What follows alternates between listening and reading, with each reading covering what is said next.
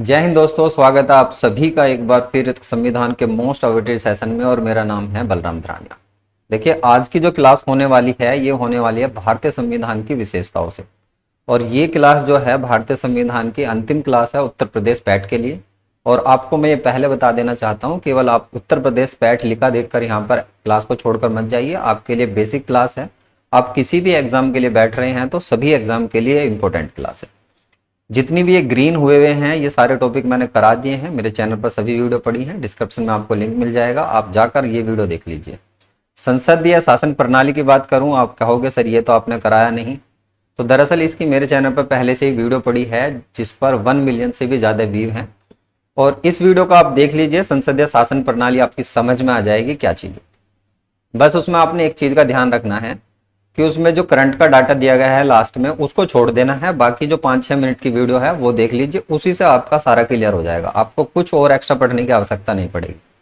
जिला प्रशासन की बात करूं तो ये टॉपिक भी मैंने आपको नहीं कराया, तो इतना इंपॉर्टेंट नहीं है। यहाँ पर जो स्थानीय स्वशासन और पंचायती राज व्यवस्थाएं हैं ये कुछ खास इंपॉर्टेंट टॉपिक हैं, जिसकी वजह से ये थोड़ा सा बैक चला गया टॉपिक। तो यहाँ से कम चांसेस हैं कि यहाँ से कोई आपका क्वेश्चन बने। तो रेयर केस में ही बन सकता है, वैसे नहीं बनेगा। पीडीएफ मेरे चैनल पर मिल जाएगा, आपको टेलीग्राम ग्रुप को ज्वाइन कर लीजिए तो उसी पर इस वीडियो का पीडीएफ मिलेगा। आज की जो क्लास होने वाली है कुछ ये पॉइंट रखे हैं मैंने, फोकस्ड है, इसी पर फोकस्ड रहेगी। आप चीज़ों को पहले समझ लीजिए कि हम इस क्लास में क्या क्या चीज़ें पढ़ेंगे। देखिए, सबसे पहले तो जो संविधान की विशेषताएं हैं उनसे किस टाइप से क्वेश्चन बनते हैं, ज़्यादातर बुकों के अंदर नहीं दिया गया। और बच्चों को, कुछ बच्चों को तो अभी तक ये भी नहीं पता होगा कि यहाँ से क्वेश्चन किस टाइप के बनने वाले हैं। दरअसल आपने 10वीं और 12वीं में पॉलिटी पढ़ी होगी, नहीं तो सोशोलॉजी होगी, तो उसमें भी संविधान की कुछ विशेषताएं वगैरह क्वेश्चन पूछ ली जाती है। जैसे लचीला है, विस्तृत है, सबसे विशाल है, मौलिक कर्तव्य इसके अंदर रखे गए हैं, ये सभी विशेषताएं हैं। तो लेकिन जब हम कंपटीशन में बैठते हैं वहां थोड़ा सा अलग तरह से क्वेश्चन बनते हैं, और ये मैं सबसे शुरू में ही डिस्कस करूंगा। पहले आपको यही बताऊंगा, उसके बाद जो आगे की क्लास होगी तब स्टार्ट करूंगा। यहाँ जो पहला टॉपिक है हमारा, संविधान की वर्तमान स्थिति क्या है, उसके बारे में हम पढ़ेंगे। हालांकि ज्यादातर बच्चों को ये चीजें पता होंगी, लेकिन पता होना चाहिए, क्योंकि हमारी जो ये है कि विस्तृत संविधान है तो उसी से जुड़ी हुई विशेषता है ये। दूसरा टॉपिक है भारतीय संविधान की प्रमुख विशेषताएं। कुछ मैं पॉइंट बताऊंगा आपको, जो वर्ड लिखे होंगे उनका मीनिंग्स आपको पता होना चाहिए, तभी आप ये क्वेश्चन कर पाओगे। संविधान के स्रोत रखे हैं क्योंकि ये भी कहीं ना कहीं संविधान की विशेषताओं से रिलेटेड है। और लास्ट में जो हम करेंगे यहाँ पर 20 एमसीक्यू करेंगे, ऑप्शनल मैंने 20 क्वेश्चन रखे हैं, जिससे आप बेटर तरीके से समझ जाओगे कि यहाँ से क्वेश्चन किस टाइप से बनेंगे। यदि आपको ये पहले 3 टॉपिक पहले से ही पता है और केवल जानना चाहते हैं कि क्वेश्चन किस टाइप से बनेंगे, तो आप वीडियो को स्किप करिए यहाँ से, और 20 एमसीक्यू जो मैंने लास्ट में रखे हैं उसको देख लीजिए, लास्ट में आपको मिल जाएंगे वीडियो में। तो सबसे पहले डिस्कस करते हैं कि क्वेश्चन किस टाइप से बनेगा। पहले ये करेंगे और उसके बाद इसका आंसर भी मैं आपको लास्ट में दूंगा, और उसके बाद हम सारी चीजों को डिटेल से पढ़ेंगे और फिर क्वेश्चन करने स्टार्ट करेंगे। आपको बहुत अच्छे से समझ में आ जाएगा। देखिए, यहाँ पर एक क्वेश्चन लिखा हुआ है, ये स्टेटमेंट बेस्ड क्वेश्चन है।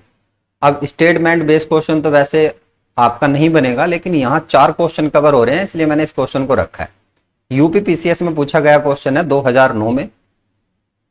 हालांकि अब थोड़ा सा 2009 काफी दूर था, तो जिसकी वजह से ये क्वेश्चन थोड़ा हल्का हो गया। तो आप ऐसे कह सकते हो कि मतलब इतना ज्यादा हार्ड क्वेश्चन नहीं है, स्लो क्वेश्चन, मतलब नॉर्मल क्वेश्चन है, मॉडरेट किस्म का कह सकते हो, नॉर्मल कह सकते हो, नॉर्मल क्वेश्चन। यहाँ पे पूछा गया है भारत में राजनीतिक व्यवस्था के मूल लक्षण क्या है, तो इस टाइप से क्वेश्चन बनेंगे। यह लोकतांत्रिक गणतंत्र है, इसमें संसदात्मक रूप की सरकार है, सर्वोच्च सत्ता जनता में निहित है, यह एकीकृत शक्ति का प्रावधान करती है। तो इस क्वेश्चन का आंसर हम एमसीक्यू में कर लेंगे। अब सबसे पहले डिटेल से पढ़ लेते हैं संविधान की विशेषताएं। यहां पर जो पहला पॉइंट है, यहां पे जो पहला पॉइंट दिया गया है, पहला पॉइंट है भारतीय संविधान विश्व का सबसे बड़ा संविधान है। अब आप इसको ऐसे भी कह सकते हो, वर्तमान स्थिति संविधान के जो अनुच्छेद वगैरह हैं वो क्या क्या हैं वो भी कह सकते हो, और संविधान की विशेषता भी कह सकते हो। देखिए, जब हम भारतीय संविधान में जो संविधान पढ़ते हैं तो उसमें सबसे पहले फ्रंट पेज पर मिलती है आपको उद्देशिका। और उद्देशिका क्या होती है? उद्देशिका होती है प्रस्तावना। आपने बहुत बुकें पढ़ी होंगी, जो हिंदी की बुक होती है उस पर भी लिखी होती है, बाकी सभी बुकों पर तकरीबन प्रस्तावना होती है। आजकल तो वैसे भी प्रस्तावना दी होती है कि बुक के अंदर क्या है, ये चीजें पता लग जाती हैं। तो प्रस्तावना जो है ये उद्देशिका जो है पंडित जवाहरलाल नेहरू जी के कहने पर संविधान में रखी गई थी। वर्तमान में जो भारत का संविधान है उसमें 395 अनुच्छेद हैं, जो बढ़कर देखिए कै, ख और ग इस तरह से बढ़ बढ़कर कितने हो चुके हैं 448, कुल करके इतने हो चुके हैं 448। लेकिन यदि ऑप्शन में आपको दोनों मिल जाते हैं, 395 भी और 448 भी, तो आपने केवल 395 ही मार्क करना है, 448 मार्क नहीं करना। यदि आपको 395 ऑप्शन में नहीं मिलता तब आप इसे मार्क कर सकते हो, यदि दोनों हैं तो आप इसी को मार्क करोगे, 395 ही आपका राइट आंसर होगा। भाग की बात करें तो 22 भाग हैं, जो अब बढ़कर 25 हो चुके हैं। देखिए दरअसल एक तो 4 कै जोड़ा गया है, एक जोड़ा गया है 9 कै जोड़ा गया है, और एक जोड़ा गया है 14 कै। अब इसकी बात करें तो यहां पर ऐसे भी पूछ लिया जाता है 4A और उसके बाद 9A, तो ए लग जाते हैं इनमें पीछे, तो ए लगे या कै लगे बात एक ही है, कोई आपने कंफ्यूज नहीं होना।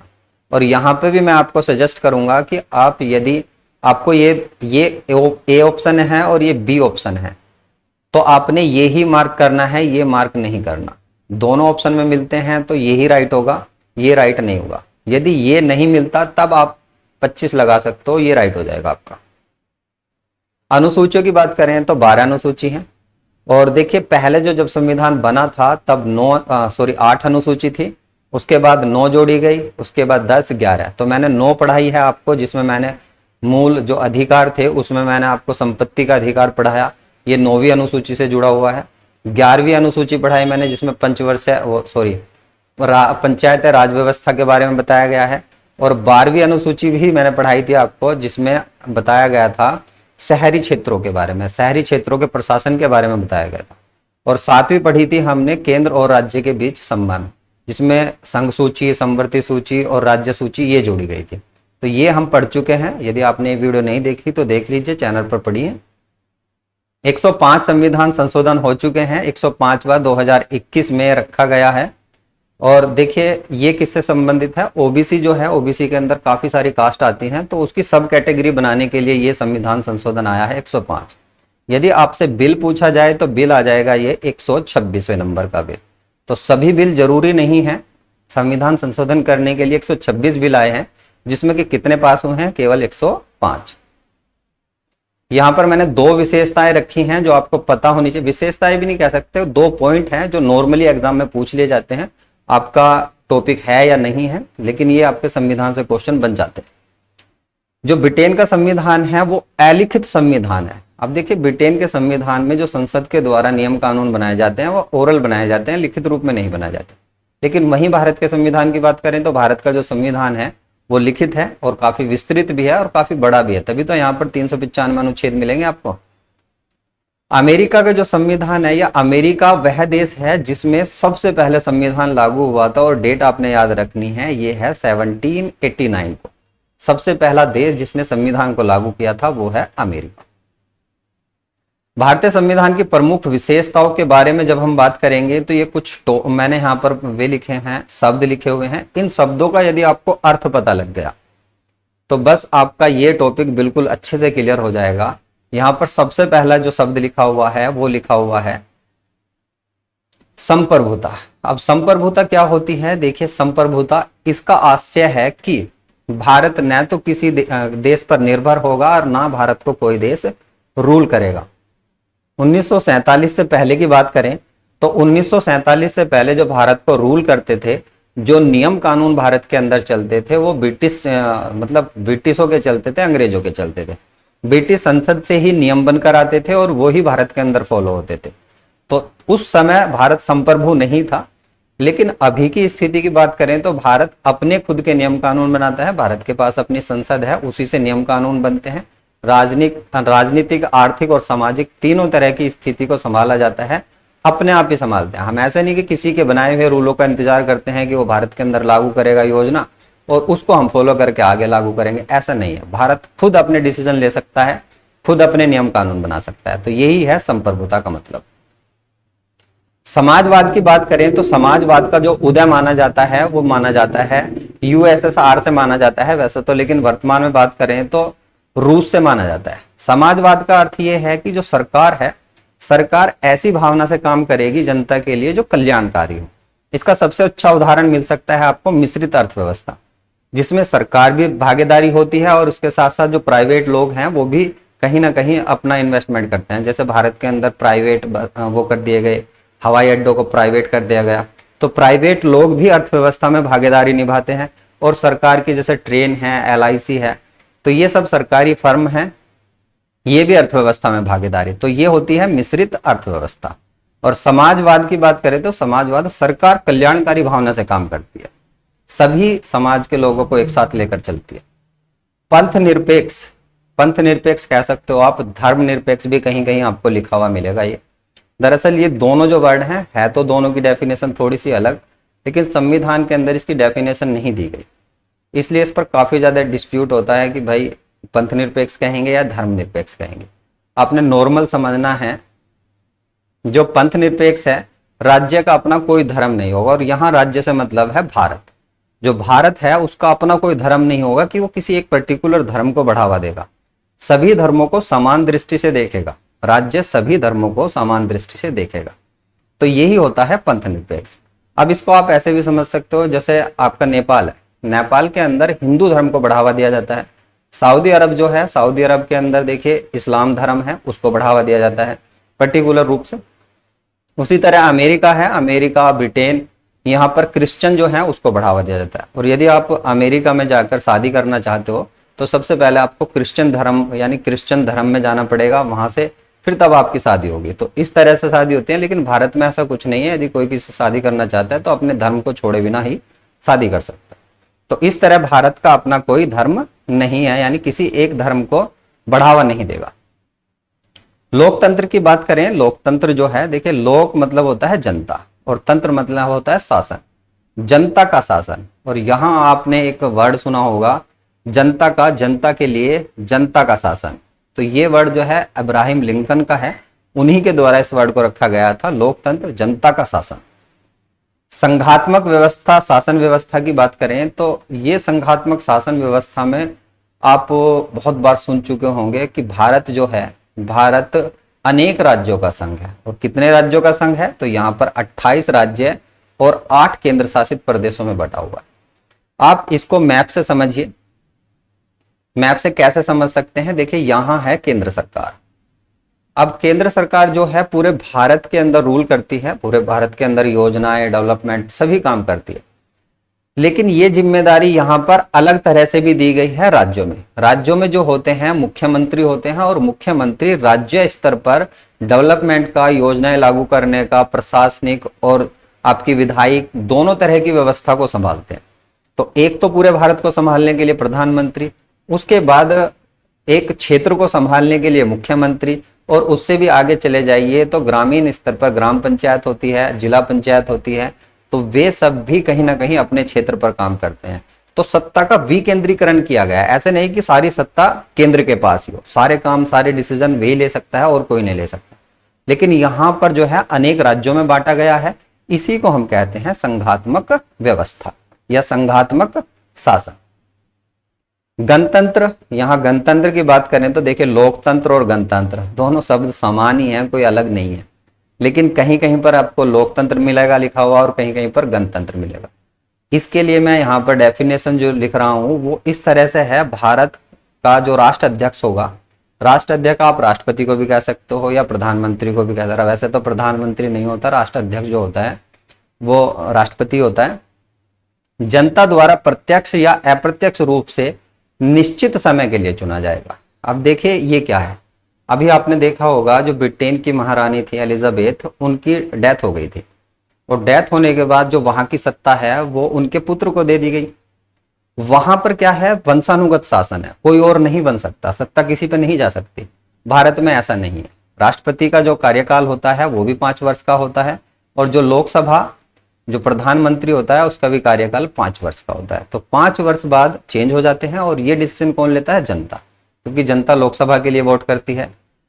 और देखिए आप इसे ऐसे भी समझ सकते हो कि पिछली बार जो थी भारत के अंदर कांग्रेस सरकार थी और अभी जो भाजपा सरकार है। उत्तर प्रदेश की बात करें तो पहले सपा सरकार थी, अब यहाँ पर योगी सरकार है। तो सत्ता एक के हाथ में नहीं रहेगी, डिस्ट्रीब्यूट मतलब ये कहें कि बदलती रहेगी। और वो कौन डिसीजन लेगा? जनता। जनता जिसे चाहेगी, जो जनता को अच्छा लगेगा उसे राष्ट्र का अध्यक्ष बना देगी या वहां का नेता बना देगी या मुख्यमंत्री बना देगी। तो ये है गणतंत्र, वंशानुगत शासन नहीं होगा।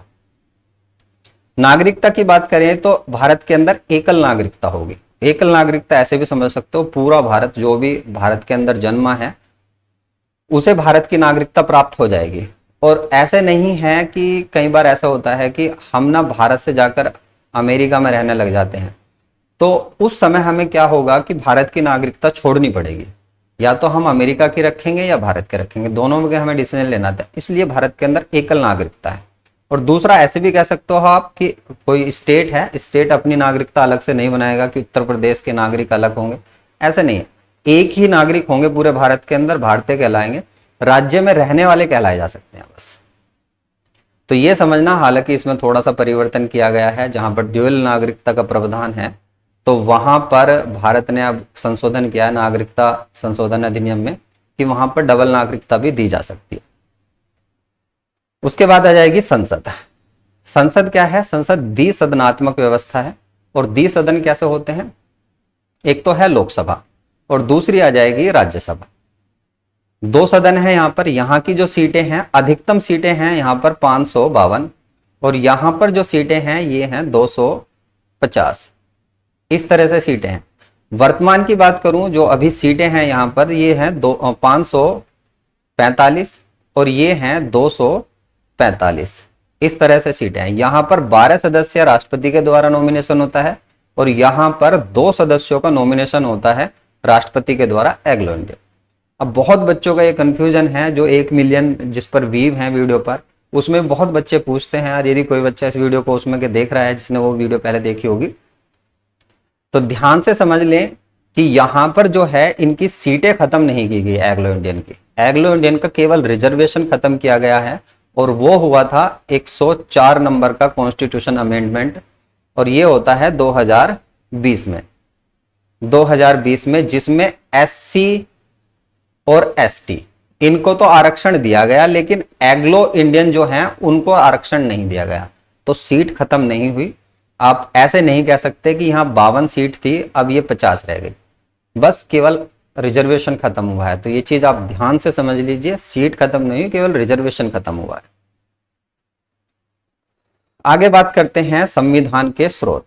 इंपॉर्टेंट है, जितने भी पॉइंट मैंने यहाँ लिखे हैं, जो आपके शुरू में मैंने आपको टॉपिक बताए थे जो यूपी ट्रिपल एससी ने दिए हैं, उन सबसे जुड़े हुए हैं और नहीं भी जुड़े हुए तो आपको पता होने चाहिए।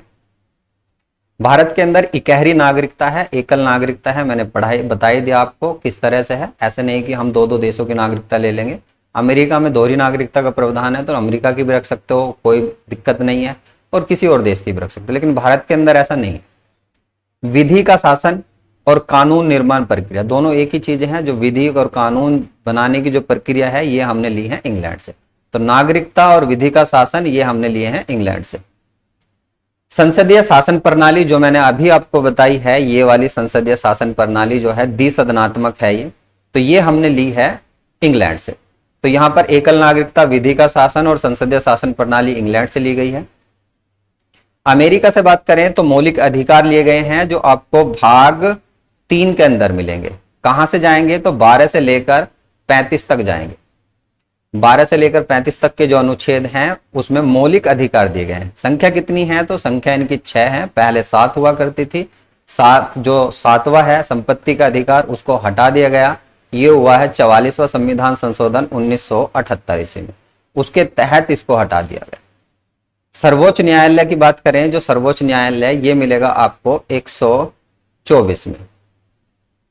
तो 124 में मिलने वाला है सर्वोच्च न्यायालय। यहां से 124 से लेकर 147 तक जाता है सर्वोच्च न्यायालय। न्यायिक पुनर्विलोकन, देखिए जो हमने संसद ली है वो तो इंग्लैंड से ली है। अमेरिका से लिया है हमने सर्वोच्च न्यायालय। जो न्याय प्रक्रिया, टोटल ही न्याय प्रक्रिया हमने अमेरिका से लिया। उपराष्ट्रपति का पद, राष्ट्रपति का जो पद है देखिए वो तो लिया गया है यहां से, यहां लिख सकते हो आप राष्ट्रपति। राष्ट्रपति इंग्लैंड से लिया गया है, और उपराष्ट्रपति का जो पद लिया गया है वो अमेरिका से लिया गया है। तो भारत का जो राष्ट्रपति है वो इतना पावरफुल नहीं है जितना अमेरिका। आपने देखा होगा जो बाइडेन वगैरह या उससे पहले जो राष्ट्रपति रहे हैं, बराक ओबामा रहे हैं, तो वे सारे के सारे जो थे वे काफी पावरफुल हैं, लेकिन भारत का नहीं है। आयरलैंड की बात करें तो आयरलैंड से लिए हैं हमने नीति निर्देशक तत्व। अब कहोगे कि सर ये संविधान की विशेषता क्या हुई? भाई ये विशेषताओं का ही टॉपिक है, पूछा जा सकता है आपसे, आगे डिस्कस करूंगा मैं आपके साथ। नीति निर्देशक तत्व जो हैं ये आपको भाग 4 के अंदर मिलेंगे, भाग 4 के अंदर मिलेंगे, और ये जाएंगे 36 से 51 अनुच्छेद तक। 36 से 51 दक्षिण अफ्रीका से ली है संविधान संशोधन करने वाली प्रक्रिया, और ये कहां से होती है? तो 368 जो अनुच्छेद है उसके द्वारा की जाती है संविधान संशोधन की प्रक्रिया, दक्षिण अफ्रीका से ली गई। फ्रांस से लिया गया है गणतंत्र, मैंने आपको समझा दिया। जापान से ली गई है विधि द्वारा स्थापित प्रक्रिया। जर्मनी की बात करें तो जर्मनी से लिया गया है राष्ट्रपति की आपातकालीन शक्तियां। ये 3 प्रकार की होती हैं, जिसमें 352 आ जाता है, 356 आ जाएगा और 360 आ जाएगा। ये होता है राष्ट्रीय आपात, जब पूरे देश में बाह्य युद्ध हो जाए, कोई हम पे युद्ध कर दे, तब हो जाएगा। ये स्टेट के लिए लगता है, इसलिए इसको राष्ट्रपति शासन बोला जाता है। और ये जो लगता है ये वित्तीय आपात होता है। तीनों इंपोर्टेंट है, आपको पता होना चाहिए। ऑस्ट्रेलिया से ली गई है समवर्ती सूची और प्रस्तावना की भाषा। प्रस्तावना जो मैंने अभी आपको बताई थी, प्रस्तावना उद्देशिका, ये ली गई है। भाषा देखिए यहां से ली गई है, और भाषा की बात करें, इसकी जो मतलब प्रावधान है कि फ्रंट पेज पर उद्देशिका होनी चाहिए या प्रस्तावना होनी चाहिए, ये लिया गया है। ऐसा प्रावधान रखा था यूएसए ने सबसे पहले अपने। तो यूएसए के यहां से इसका प्रारूप लिया गया है, और इसकी जो लैंग्वेज है अंदर की वो ली गई है ऑस्ट्रेलिया से। समवर्ती सूची, जो समवर्ती मैंने 7वीं अनुसूची पढ़ाई थी, उसमें देखिए 3 सब्जेक्ट बताए गए थे। एक तो संघ सूची है, एक राज्य सूची है, और एक समवर्ती सूची है। यहां पर शक्तियों का बंटवारा होता है, केंद्र और राज्य की भी शक्तियों का बंटवारा। संघ सूची के अंदर आपको 100 सब्जेक्ट मिलेंगे, और इसके अंदर मिलने वाले हैं आपको 61, और इसमें मिलेंगे 52 सब्जेक्ट। तो ये मैंने पहले ही करा दिया था आपको, केंद्र और राज्यों के बीच संबंध। सोवियत संघ रूस की बात करें, हालांकि सोवियत संघ जो था पहले यूएसएसआर के नाम से जाना जाता। 1991 ईस्वी में विभाजन हुआ 15 देशों में, और जो सबसे बड़ा देश निकल कर आया वो रूस था। लेकिन हमारा संविधान तो 1947 में लिखा गया था, इसलिए इसको सोवियत संघ के नाम से जाना जाता था। पहले 15 देशों का ग्रुप था पहले। अभी तो अलग अलग हो चुके हैं, जिसमें यूक्रेन भी अलग हुआ है, और देखिए यहाँ पर कजाकिस्तान, ये काफी सारे देश इससे अलग हुए हैं।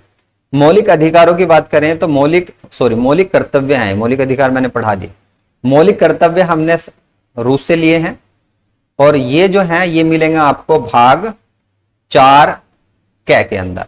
अनुच्छेद कौन सा है? तो 51 कै है इसके अंदर, 51 कै। और 51 कै में देखिए 11 हैं, पहले 10 हुआ करते थे, लेकिन अब ये हैं 11। 11वां जो है किससे संबंधित है? ये शिक्षा से संबंधित है। एक जो बच्चे को पालने वाला है, कोई भी पालक हो सकता है, उसके लिए दिया गया है 11वां की वो अपने बच्चे को स्कूल भेजे। और ये कब जोड़ा गया? तो 86वां संविधान संशोधन होता है 2002 में, उसके तहत जोड़ा गया था ये 11वां। पहले 10 मौलिक कर्तव्य थे। हमारे कर्तव्य देश के प्रति क्या है मैंने करा रखे हैं, आप वीडियो देख लीजिए, आपको अच्छे से समझ में आ जाएगा। पंचवर्षीय योजनाएं जो हैं, पंचवर्षीय योजनाओं की जो शुरुआत होती है 1951 से होती है, और ये कितनी आई थी? 12 पंचवर्षीय योजनाएं थी। लास्ट जो थी 12वीं पंचवर्षीय, ये 2012 से स्टार्ट होती है। 2012 से 17 तक थी, लेकिन आप 17 ही मार्क करोगे इसको, 17 तक थी, लेकिन बीच में इसको बंद कर दिया जाता है। और ये यहां पर 1 जनवरी 2015 को नीति आयोग का गठन किया जाता है।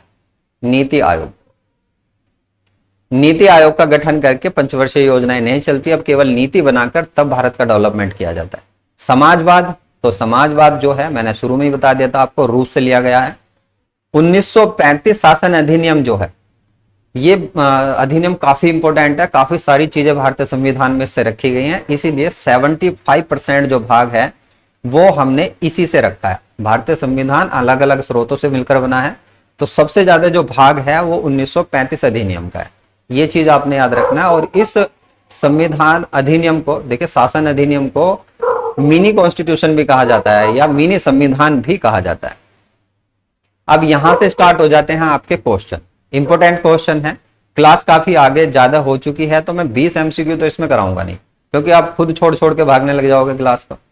तो इसका पीडीएफ आपको मिल जाएगा, जो 7-8 क्वेश्चन मैं करा देता हूं, बाकी आप पीडीएफ से कर लेना, अच्छे से समझ में आ गएगा। यदि आपने ये सारी क्लास अच्छे से समझ ली तो वो भी आपके बहुत अच्छे से समझ में आ जाएंगे, आपको कोई दिक्कत परेशानी नहीं होने वाली। आप पीडीएफ से कर लेना, मैं जितने करा सकता हूं ज्यादा से ज्यादा उतने करा दूंगा।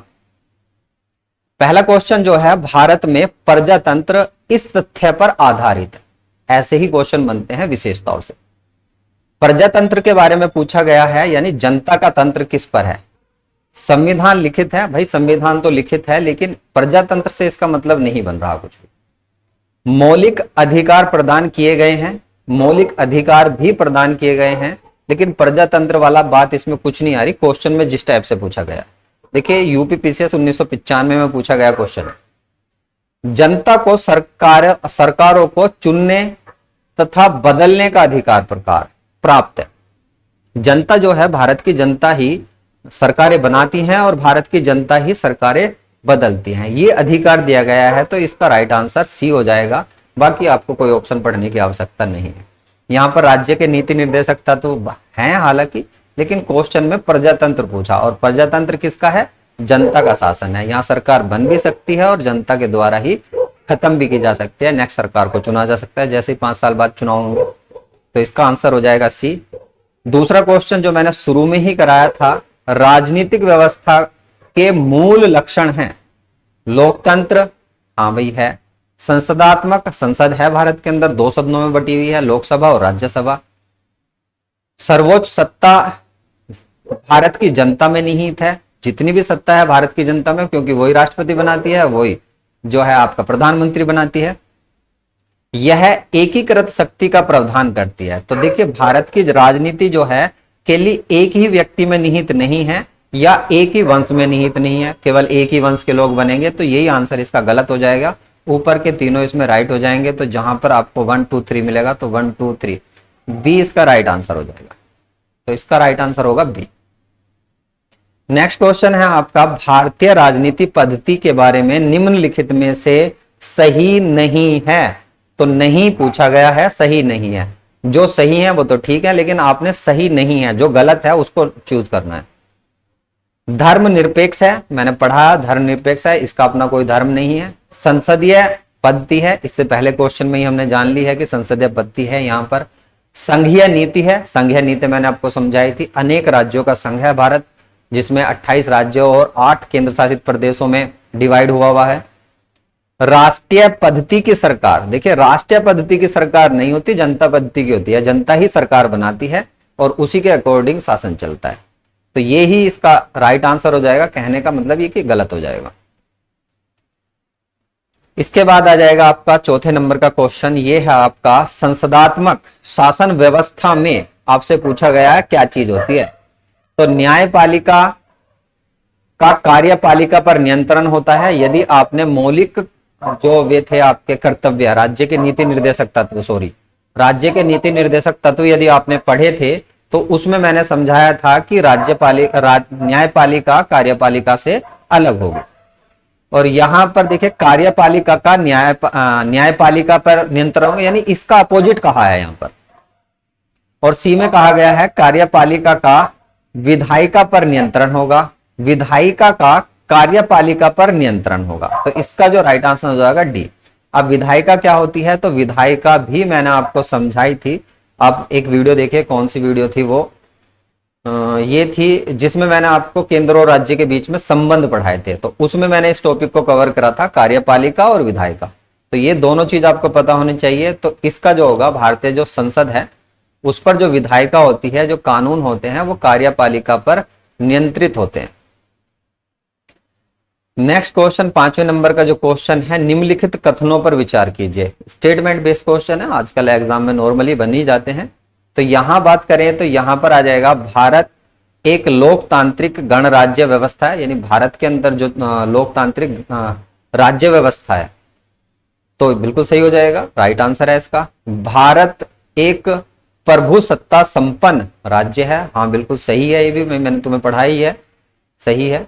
भारत में लोकतांत्रिक समाज है, ये दोनों तकरीबन सेम ही है। भारत एक कल्याणकारी राज्य है, तो इसके तो चारों ही सही होने वाले हैं, तो इसका आंसर हो जाएगा डी सही।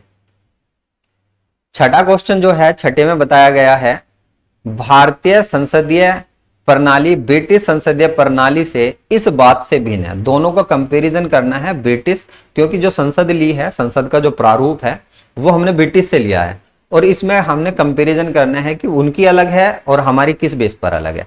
तो यहां जो क्वेश्चन का आंसर हो जाएगा ये न्यायिक पुनर्विलोकन, उसमें नहीं रखा जाता, लेकिन हमारे यहां पर है जस्टिस रिव्यू। ये सातवां क्वेश्चन है, यहां पर गणतंत्रीय अवधारणा में संबंधित निम्नांकित में से कौन सा एक नहीं है। तो गणतंत्र के बारे में पूछा है, जहां पर गणतंत्रीय अवधारणा होती है वहां क्या चीज नहीं हो सकती इनमें से। एक राज्य जिसमें जनता सर्वोच्च होती है, तो भारत के अंदर तो जनता ही सर्वोच्च है, राइट हो जाएगा। सर्वोच्च शक्ति निर्वाचित प्रधान में होती है। सर्वोच्च शक्ति एक राजा के समान एक ही व्यक्ति में होती है। एक ऐसी सरकार जो जनता द्वारा निर्वाचित प्रतिनिधियों द्वारा बनाई जाती है। तो देखिए यहां पर जो है, जो गणतंत्र है, गणतंत्र मतलब जनता का शासन है, तो उसमें जो सर्वोच्च शक्ति है एक राजा के हाथ में नहीं होती, एक ही व्यक्ति के हाथ में नहीं होती, जनता के हाथ में। तो बाकी सब तो सही हो जाएंगे, यही इसका गलत होगा, तो सी राइट आंसर हो जाएगा इसका। भारत में राजनीतिक सत्ता का प्रमुख स्रोत है। राजनीतिक सत्ता का स्रोत क्या है, तो यहां पर संसद है, संविधान है, राष्ट्रपति। तो यहां पर जनता राजनीतिक सत्ता का स्रोत है, जनता ही सत्ता को बनाती है और जनता ही सत्ता को चेंज करती है, बदलती है। निम्नलिखित में से किसका कथन है कि संविधान को संघात्मकता के तंग ढांचे में नहीं डाला जा सकता। तो ये बी.आर. अम्बेडकर जी का कथन है कि संविधान को संघात्मकता के तंग ढांचे में नहीं ढाला जा सकता। और इसके बाद देखिए मैं 10 ही क्वेश्चन कराऊंगा, क्लास काफी लंबी हो गई, आप वैसे ही छोड़ छोड़ के भागने लग जाओगे। तो इसके बाद जितने भी क्वेश्चन मिलेंगे आपको पीडीएफ में मिल जाएंगे, आप उनको वहां से रिवाइज कर लेना। बाकी चीजें मैंने सभी समझा दी हैं। तो उम्मीद करता हूं कि ये क्लास आपकी समझ में आई होगी और क्वेश्चन भी आपके समझ में आए होंगे। भारत की संघात्मक व्यवस्था निम्नलिखित में से किस देश से संबंधित है। तो संघात्मक व्यवस्था है, मैंने पढ़ाया था आपको, कहां से ली गई है, कनाडा से ली गई है। तो इसका राइट आंसर ये हो जाएगा। बाकी ये सभी जो क्वेश्चन हैं आपको ये मिल जाएंगे पीडीएफ में, पीडीएफ से आप इसकी तैयारी कर लेना। और इसके अंदर देखिए मैंने कुछ इंपॉर्टेंट कॉन्स्टिट्यूशन अमेंडमेंट भी रखे हैं, 105वां कब हुआ और किससे रिलेटेड है, इनको भी पढ़ लीजिए। करंट में पूछ लिए जाते हैं, जरूरी नहीं है टॉपिक में हो या ना हो, तो ये तो आपको पता ही होने चाहिए। बाकी इस वीडियो में बस इतना ही, मिलता हूँ नेक्स्ट वीडियो में। इस वीडियो का पीडीएफ आपको मेरे टेलीग्राम पर मिल जाएगा। दोबारा बता रहा हूँ, चैनल पर यहां तक आए हैं तो प्लीज चैनल को सब्सक्राइब जरूर कर लेना, यदि चैनल पर बिल्कुल नए हैं और तैयारी करना चाहते हैं। हालांकि मैं थोड़ा सा आपसे तो ये कह सकता हूँ भाई, सॉरी फील करता हूँ कि मैं सभी सब्जेक्ट आपको नहीं करा पाया, केवल 2 सब्जेक्ट मेरे हो पाए हैं। एक तो देखिए संविधान का कराया है, दूसरा अर्थशास्त्र का कराया है। दोनों अच्छे से कराए हैं, आप अच्छे से पढ़ के जाइए, अच्छे से तैयारी करिए, आपको वहां से बहुत भर भर के क्वेश्चन मिलने वाले। वीडियो पर यहाँ तक आए हैं तो लाइक और शेयर जरूर कर दें, क्योंकि यही हमारा मोटिवेशन होता है और कुछ हमें नहीं मिलता यहाँ से। थैंक यू फॉर वॉचिंग, मिलता हूँ नेक्स्ट वीडियो में, धन्यवाद।